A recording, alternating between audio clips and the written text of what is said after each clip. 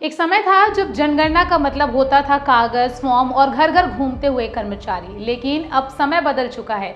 छत्तीसगढ़ में होने वाली जनगणना 2027 इस बार पूरी तरीके से एक नए अंदाज में होने जा रही है और यही बदलाव इसे पहले से अलग और खास बनाता है। अगर आप सोच रहे हैं कि इस बार क्या नया होगा, कैसे होगा और आपको क्या करना है, तो ये पूरी जानकारी आपके लिए बहुत ज़रूरी है। इसलिए ज़रूरी है कि आप इस वीडियो को स्किप मत करिएगा। तो सबसे पहले समझिए कि जनगणना 2 चरणों में होने वाली है। पहला चरण 1 मई से 30 मई 2026 तक चलेगा, जिसे हाउस लिस्टिंग और हाउसिंग सेंसस कहा जाता है।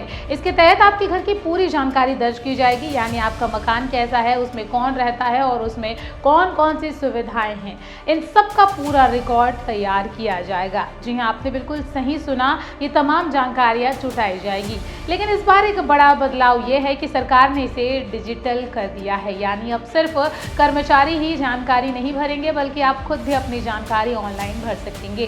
16 अप्रैल से 30 अप्रैल के बीच में एक ऑनलाइन पोर्टल खुलेगा, जहां आप अपनी फैमिली और घर की डिटेल्स खुद डाल सकते हैं। इसे जो है सेल्फ एन्यूमरेशन कहा जा रहा है, जिसका मतलब है आप खुद अपनी जानकारी लोगों से साझा कर सकेंगे।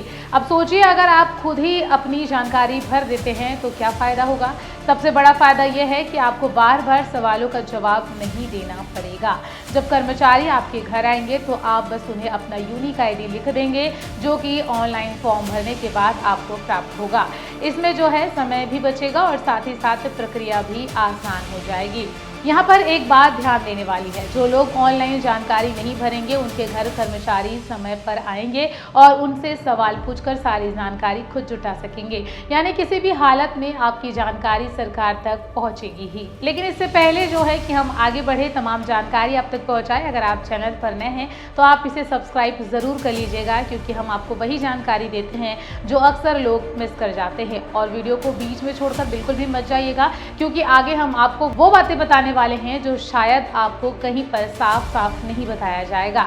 देखिए, अब बात करते हैं कि आखिर इस पहले चरण में आपसे क्या क्या पूछा जाएगा। ध्यान से सुनिएगा। कुल मिलाकर के करीब 33 सवाल होंगे, जो आपके घर और सुविधाओं से जुड़े होंगे, जैसे कि आपका मकान कच्चा है या पक्का है, उसका इस्तेमाल सिर्फ रहने के लिए हो रहा है या उसमें कोई दुकान या बिजनेस भी चल रहा है।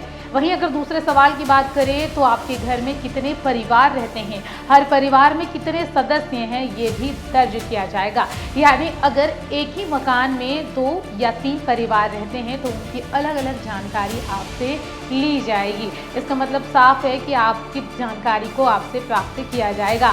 अब सुविधाओं की बात करें तो सरकार ये जानना चाहती है कि आपके घर में पीने का पानी कहाँ से आता है, क्या आपके घर में शौचालय है या नहीं, बिजली की सुविधा है या नहीं, आप खाना किस फ्यूल से आप किस फ्यूल से बनाते हैं, गैस, लकड़ी या फिर कुछ और देखिए, इतना ही नहीं बल्कि इस बार जो है इंटरनेट और मीडिया से जुड़ी हुई चीज़ों को भी शामिल किया जाएगा, जैसे आपके घर में इंटरनेट कनेक्शन है या नहीं, टीवी है या नहीं, रेडियो का इस्तेमाल होता है या फिर नहीं। ये सारी बातें भी जो है इस बार के जनगणना में रिकॉर्ड की जाएगी। और हाँ, एक और अहम चीज़, आपके घर में कौन कौन से वाहन हैं, जैसे कि बाइक हो, कार हो या फिर अन्य कोई साधन, इसकी भी जानकारी आपसे जुटाई जाएगी। यानी इस बार जनगणना सिर्फ लोगों की गिनती नहीं है, बल्कि आपके पूरे परिवार स्तर को समझने की एक कोशिश भी है, जो एक बड़े पैमाने में होने जा रही है। अब जरा ध्यान से समझिए, जिन 33 सवालों की हम बात कर रहे थे, असल में वही इस पूरी जनगणना की नींव है। यानी सरकार आपके घर और जीवन स्तर को इन्हीं सवालों के जरिए समझने वाली है। शुरुआत होती है सबसे बेसिक पहचान से, भवन नंबर और मकान नंबर। यह इसलिए ज़रूरी है ताकि हर घर की एक अलग पहचान बन सके और कोई भी डेटा डुप्लीकेट या फिर मिस ना हो सके। इसके बाद सवाल आते हैं आपके घर की बनावट पर, जैसे कि फर्श किस चीज़ का बना हुआ है, दीवारें किस मटेरियल से बनी हुई है और छत कैसी है। ये सुनने में भले ही साधारण लगे, लेकिन यहीं से यह तय होता है कि आपका मकान कच्चा है या फिर पक्का या फिर बीच की श्रेणी में आता है। और इसी के साथ मकान का उपयोग भी पूछा जाएगा, क्या सिर्फ रहने के लिए मकान का उपयोग हो रहा है या फिर उसमें कोई दुकान, ऑफिस, अन्य काम भी चल रहा है।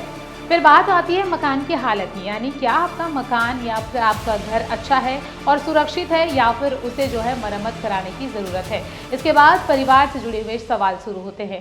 परिवार क्रमांक जो है, कुल सदस्यों की संख्या, परिवार के मुखिया का नाम, उनका लिंग, यहाँ पर सामाजिक वर्ग की जानकारी भी ली जाएगी, जैसे आप अनुसूचित जाति, जनजाति या अन्य श्रेणी में आते हैं या नहीं। अब एक अहम हिस्सा आता है मकान का मालिकाना हक। जी हाँ, ध्यान से सुनिएगा। घर आपका खुद का है, किराए का है या किसी और व्यवस्था में है। इसके साथ ही यह भी आपसे पूछा जाएगा कि घर में कितने कमरे हैं और परिवार में कितने विवाहित जोड़े रहते हैं। ये जानकारियाँ इस बात को समझने में मदद करती है कि एक घर में कितनी भीड़ है और रहने की स्थिति कैसी है।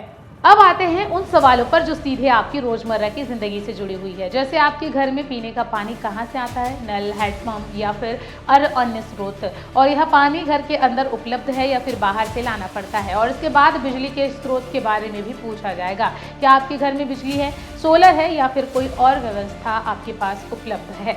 बात करें शौचालय की, तो उनसे भी जुड़ी हुई जानकारी बहुत अहम है। क्या आपके घर में शौचालय है, अगर है तो उसका प्रकार क्या है, इसी के साथ गंदे पानी की निकासी कैसे होती है, सीवर से, नाली से या खुले में, और क्या घर में स्नान घर की सुविधा है या फिर नहीं। आप सोचें किस हद तक आपसे सवाल इस बार जो है पूछा जाएगा। अब रसोई से जुड़े हुए सवाल आते हैं, क्या आपके घर में अलग से किचन है, एलपीजी या एनपीजी कनेक्शन है या नहीं, और खाना पकाने के लिए आप किस ईंधन का इस्तेमाल करते हैं, गैस, लकड़ी या कुछ और। ये जानकारियाँ सीधे तौर पर जीवन स्तर और स्वास्थ्य से जुड़ी हुई होती है, जिसे जुटाना बेहद जरूरी है। और इस बार की जनगणना में पूरी कोशिश है कि ये जानकारियाँ जुटाई जा सके। इसके बाद डिजिटल और तकनीक सुविधाओं की बारी आती है, जैसे क्या आपके घर में रेडियो या ट्रांजिस्टर है, टीवी है, इंटरनेट की सुविधा है या नहीं, साथ ही लैपटॉप या कंप्यूटर है, और कितने लोग मोबाइल या स्मार्टफोन का इस्तेमाल करते हैं या फिर मोबाइल फ़ोन नहीं है। ये भी जानकारियाँ आपको देनी है। अब एक दिलचस्प हिस्सा, आपके घर में कौन कौन से वाहन हैं, साइकिल है, स्कूटर है, मोटरसाइकिल, कार, जीप या वैन, इन सभी की जानकारी भी आपसे ली जाएगी। इससे यह समझ आता है कि एक परिवार को आर्थिक स्थिति और उनकी आवाजाही के साधन क्या कुछ उनके पास उपलब्ध हैं। इसके अलावा मुख्य अनाज के बारे में भी पूछा जाएगा, यानी कि आपके घर में मुख्य रूप से कौन सा अनाज खाया जाता है, और आखिर में मोबाइल नंबर लिया जाएगा ताकि ज़रूरत पड़ने पर आपसे संपर्क किया जा सके और जानकारी को वेरीफाई भी किया जा सके। अब ज़रा खुद से सोचिए, ये जो 33 सवाल हैं, ये सिर्फ सवाल नहीं है, ये एक पूरा आईना है जिससे आपके घर, आपकी सुविधाओं और आपकी ज़िंदगी की तस्वीर दिखती है। और यही वजह है कि इस बार की जनगणना सिर्फ गिनती नहीं है, बल्कि यह एक तरह से आपके जीवन स्तर की पूरी कहानी को समझाने की कोशिश है। अब अगर इन सभी सवालों को आसान भाषा में समझे तो इन्हें 5 हिस्सों में बांटा गया है। सबसे पहले परिवार से जुड़ी हुई जानकारी ली जाएगी, जिसमें परिवार के मुखिया का जेंडर, घर में कुल कितने लोग रहते हैं और आपका सामाजिक वर्ग क्या है, ये सब शामिल है। इसके बाद जो है मकान से जुड़े हुए सवाल होंगे, जैसे घर आपका खुद का है या किराए का है, कच्चा है या पक्का है, और उसका इस्तेमाल सिर्फ रहने के लिए हो रहा है या फिर किसी और अन्य काम के लिए। ये सभी जानकारियाँ जो है आपको देनी होंगी। तीसरा हिस्सा सबसे अहम माना जाता है, जिसमें बुनियादी सुविधाओं की जानकारी ली जाएगी, यानी कि आपके घर में पीने का पानी है या नहीं, शौचालय की सुविधा है या नहीं, और बिजली का कनेक्शन है या फिर नहीं। इसके बाद डिजिटल और संचार सुविधाओं की बात होगी, जैसे कि टीवी, इंटरनेट, लैपटॉप या कंप्यूटर और मोबाइल फ़ोन की उपलब्धता। ये तमाम जानकारियाँ जो कि आपकी सुविधा की है या असुविधा की है, आपसे जुटाई जाएगी। और आखिरी हिस्सा है परिवहन से जुड़ा हुआ, जिसमें आपसे ये पूछा जाएगा कि आपके घर में साइकिल है, स्कूटर है, मोटरसाइकिल है या फिर कोई अन्य वाहन है। कुल मिलाकर के ये छोटे छोटे हिस्से मिलकर आपकी पूरी जीवन शैली की एक साफ तस्वीर तैयार करते हैं, जिसे समझना ही इस जनगणना का असली मकसद है। और इसी मकसद को पूरा करने के लिए अब जो है जनगणना की प्रक्रिया बहुत जल्द शुरू होने वाली है। देखिए, इस बार हर मकान की जियो ट्रैकिंग कर उसे डिजिटल मैप पर दर्जा दिया जाएगा। इसका फायदा कई स्तर पर मिलेगा।